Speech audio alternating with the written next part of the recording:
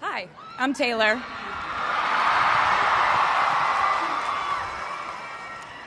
Last time I was in a stadium this size, I was dancing in heels and wearing a glittery leotard. This outfit is much more comfortable.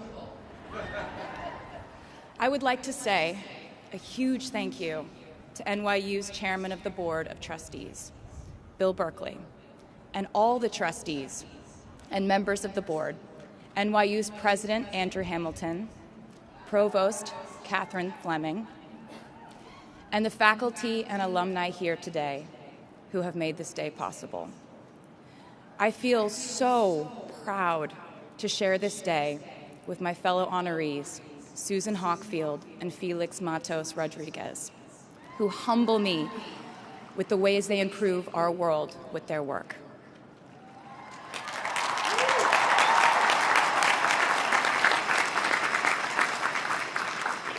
As for me, I'm 90% sure the main reason I'm here is because I have a song called 22.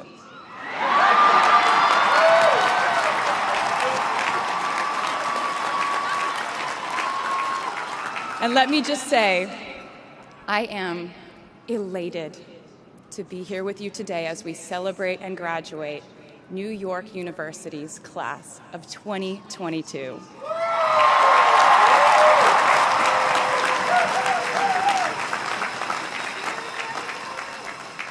Not a single one of us here today has done it alone.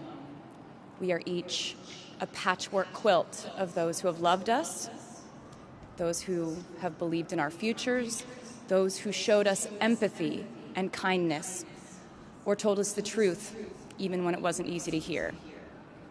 Those who told us we could do it when there was absolutely no proof of that. Someone read stories to you and taught you to dream, and offered up some moral code of right and wrong for you to try and live by. Someone tried their best to explain every concept in this insanely complex world to the child that was you as you asked a bazillion questions, like, how does the moon work, and why can we eat salad but not grass? And maybe they didn't do it perfectly. No one ever can. Maybe they aren't with us anymore. In that case, I hope you'll remember them today. If they are in this stadium, I hope you'll find your own way to express your gratitude for all the steps and missteps that have led us to this common destination.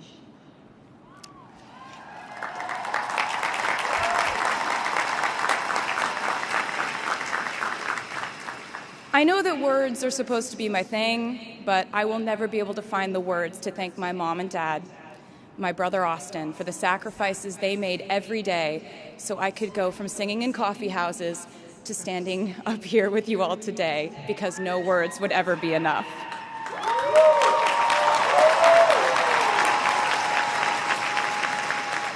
To all the incredible parents, family members, mentors, teachers, allies, friends, and loved ones here today who have supported these students in their pursuit of educational enrichment, let me say to you now, welcome to New York.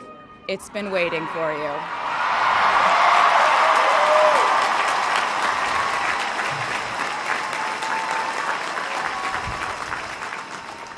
I'd like to thank NYU for making me, technically, on paper, at least, a doctor.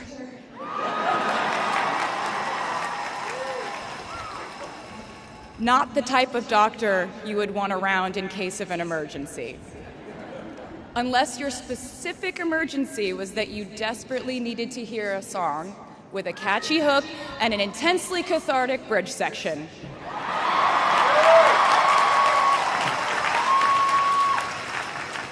Or if your emergency was that you needed a person who can name over 50 breeds of cats in 1 minute.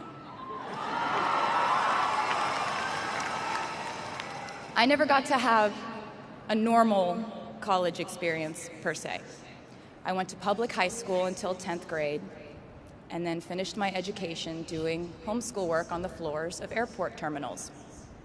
Then I went out on the road for radio tour, which sounds incredibly glamorous, but in reality, it consisted of a rental car, motels, and my mom and I pretending to have loud mother-daughter fights with each other during boarding so no one would want the empty seat between us on Southwest. As a kid, I always thought I would go away to college, imagining the posters I would hang on the wall of my freshman dorm. I even set the ending of my music video from my song Love Story at my fantasy imaginary college, where I meet a male model reading a book on the grass, and with one single glance, we realized we had been in love in our past lives. Which is exactly what you guys all experienced at some point in the last 4 years, right?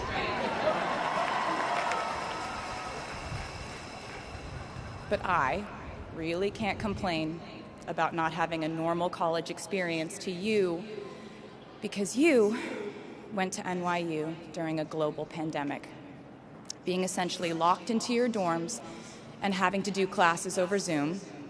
Everyone in college during normal times stresses about test scores.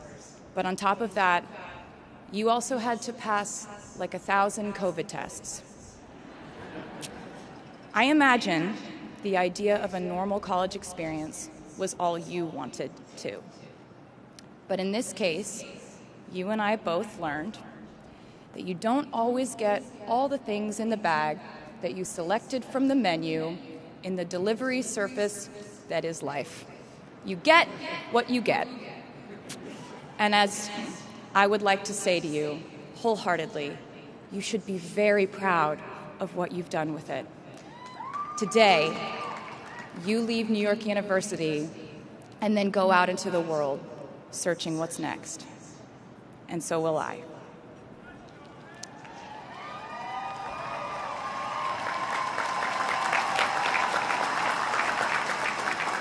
So as a rule, I try not to give anyone unsolicited advice unless they ask for it. I'll go into this more later. I guess I have been officially solicited in this situation to impart whatever wisdom I might have to tell you things that have helped me so far in my life. Please bear in mind that I in no way feel qualified to tell you what to do. You've worked and struggled and sacrificed and studied and dreamed your way here today. And so you know what you're doing. You'll do things differently than I did them, and for different reasons. So I won't tell you what to do, because no one likes that. I will, however, give you some life hacks I wish I knew when I was starting out my dreams of a career and navigating life, love, pressure, choices, shame, hope, and friendship. The first of which is, life can be heavy, especially if you try to carry it all at once.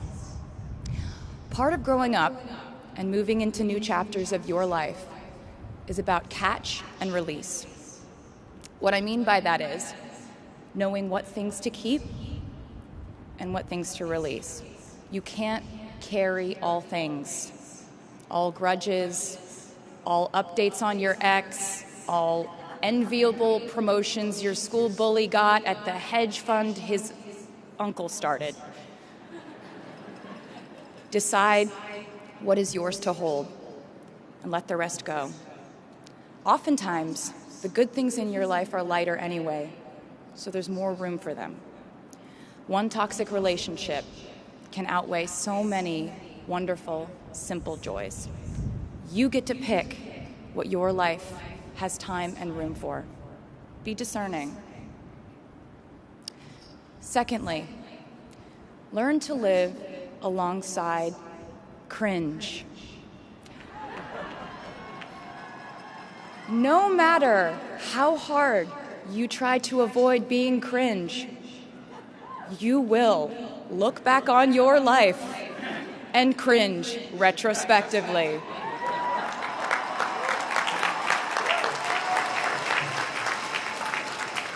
Cringe is unavoidable over a lifetime. Even the term cringe might someday be deemed cringe. I promise you, you're probably doing or wearing something right now that you will look back on later and find revolting and hilarious.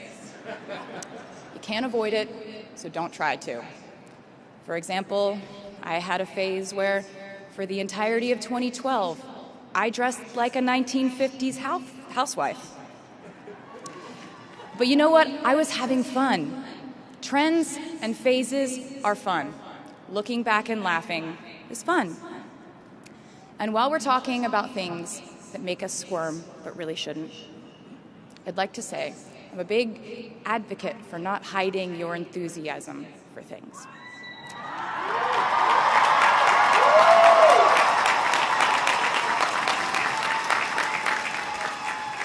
It seems to me that there is a false stigma around eagerness in our culture of unbothered ambivalence.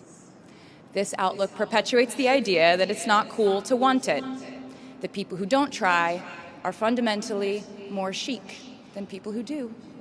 And I wouldn't know because I've been a lot of things, but I've never been an expert on chic, but I'm the one who's up here, so you have to listen to me when I say this.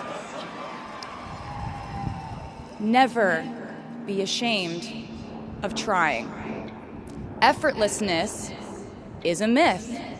The people who wanted it the least were the ones I wanted to date and be friends with in high school.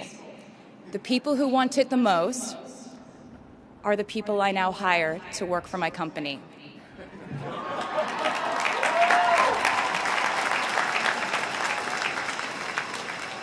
I started writing songs when I was 12, and since then, it's been the compass guiding my life, and in turn, my life guided my writing. Everything I do is just an extension of my writing, whether it's directing videos or a short film, creating the visuals for a tour, or standing on a stage performing. Everything is connected by my love of the craft. The thrill of working through ideas and narrowing them down and polishing it all up in the end, editing, waking up in the middle of the night, throwing out the old idea because you just thought of a newer, better one, or a plot device that ties the whole thing together. There's a reason they call it a hook. Sometimes a string of words just ensnares me, and I can't focus on anything until it's been recorded or written down. As a songwriter, I've never been able to sit still or stay in one creative place for too long. I've made and released 11 albums, and in the process, I've switched genre from country to pop to alternative to folk. And this might sound like a very songwriter-centric line of discussion, but in a way, I really do think we are all writers. And most of us write in a different voice for different situations. You write differently in your Instagram stories than you do your senior thesis. You send a different type of email to your boss than you do your best friend from home. We are all literary chameleons, and I think it's fascinating. It's just a continuation of the idea that we are so many things all the time. And I know it can be really overwhelming figuring out who to be and when, who you are now, and how to act in order to get where you want to go. I have some good news. It's totally up to you. I have some terrifying news. It's totally up to you. I said to you earlier that I don't ever offer advice unless someone asks me for it, and now I'll tell you why. As a person who started my very public career at the age of 15, it came with a price. And that price was years of unsolicited advice. Being the youngest person in every room for over a decade meant that I was constantly being issued warnings from older members of the music industry, media, interviewers, executives, and this advice often presented itself as thinly veiled warnings. See, I was a teenager at a time when our society was absolutely obsessed with the idea of having perfect young female role models. It felt like every interview I did included slight barbs by the interviewer about me one day running off the rails. And that meant a different thing to every person who said it to me. So I became a young adult while being fed the message that if I didn't make any mistakes, all the children of America would grow up to be perfect angels. However, if I did slip up, the entire earth would fall off its axis, and it would be entirely my fault, and I would go to pop star jail forever and ever.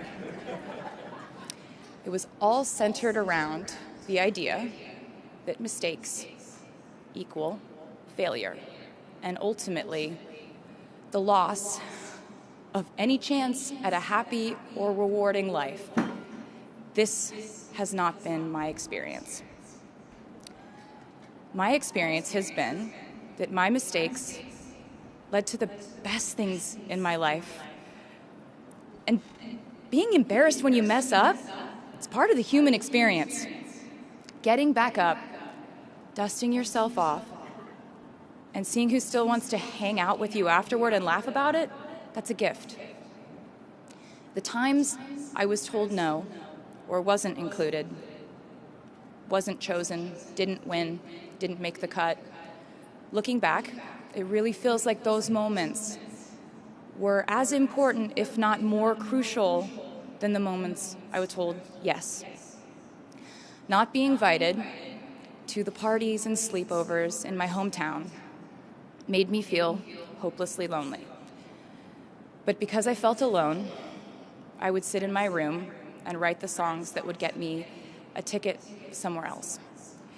Having label executives in Nashville tell me that only 35-year-old housewives listen to country music, and there was no place for a 13-year-old on their roster, made me cry in the car on the way home. But then I'd post my songs on my MySpace, and yes, MySpace. And I would message with other teenagers like me who loved country music, but just didn't have anyone singing from their perspective. Having journalists write in-depth, oftentimes critical pieces about who they perceived me to be made me feel like I was living in some weird simulation. But it also made me look inward to learn about who I actually am. Having the world treat my love life like a spectator sport in which I lose every single game was not a great way to date in my teens and 20s. But it taught me to protect my private life fiercely. Being publicly humiliated over and over again at a young age was excruciatingly painful, but it forced me to devalue the ridiculous notion of minute-by-minute, ever-fluctuating social relevance and likability.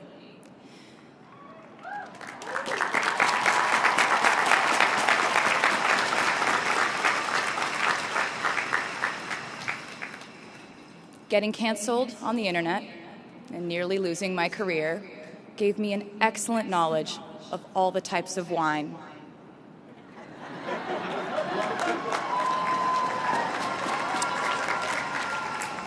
I know I sound like a consummate optimist, but I'm really not. I lose perspective all the time. Sometimes everything just feels completely pointless. I know the pressure of living your life through the lens of perfectionism. And I know that I'm talking to a group of perfectionists because you are here today graduating from NYU.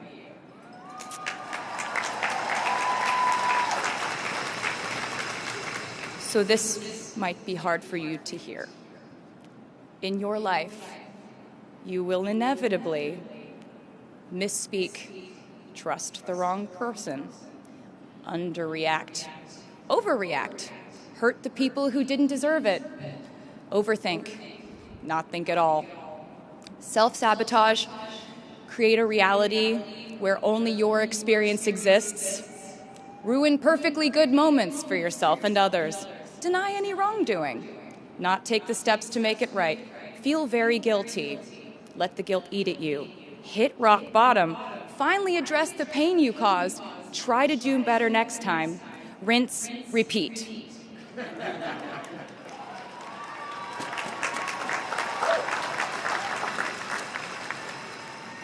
And I'm not going to lie.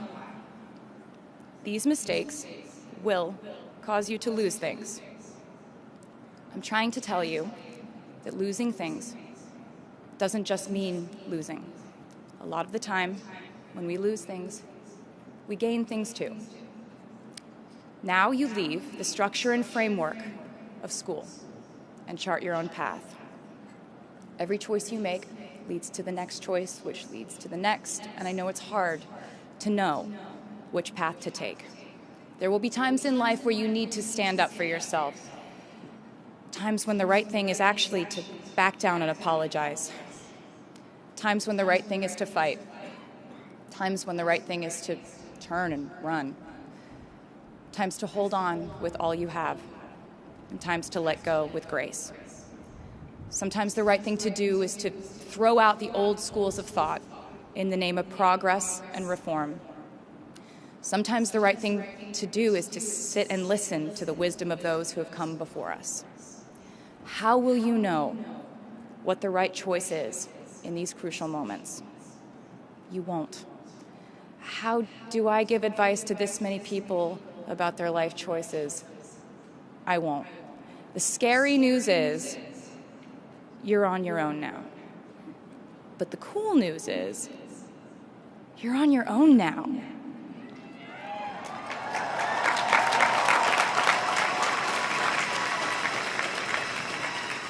I leave you with this.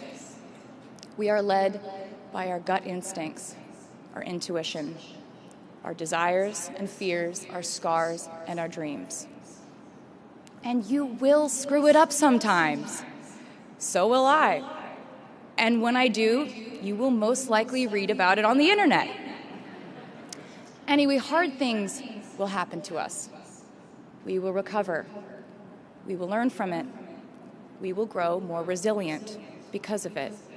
And as long as we are fortunate enough to be breathing, we will breathe in, breathe through, breathe deep, and breathe out. And I am a doctor now, so I know how breathing works. I hope you know